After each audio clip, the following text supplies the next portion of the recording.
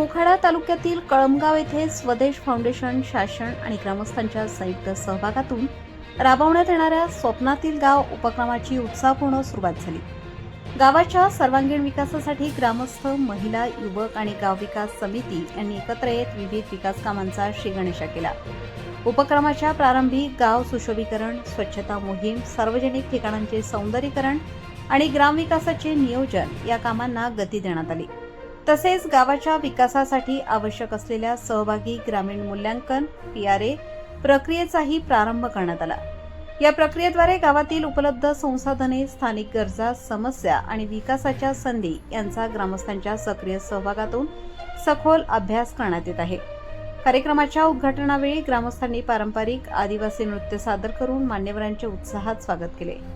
गावाच्या प्रगतीसाठी प्रत्येक नागरिकाचा सहभाग महत्त्वाचा असून सामाजिक प्रयत्नातूनच विकासाची उद्दिष्टे साध्य होऊ शकतात असा संदेश यावेळी देण्यात आला. या कार्यक्रमाला प्रमुख पाहुणे म्हणून संतोष चोथे, अक्षय पगार, अमोद जोशी, हिरामण मोळे, रमेश बंजारा आणि कौस्तुभ कांबळे उपस्थित होते.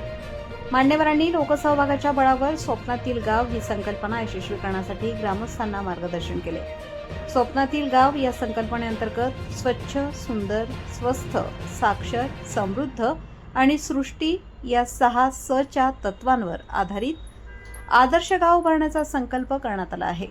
शासन, स्वदेश फाउंडेशन आणि ग्रामस्थ यांच्या समन्वयातून कळमगाव विकासाचा नवा आदर्श निर्माण करेल असा विश्वास यावेळी व्यक्त करण्यात आला.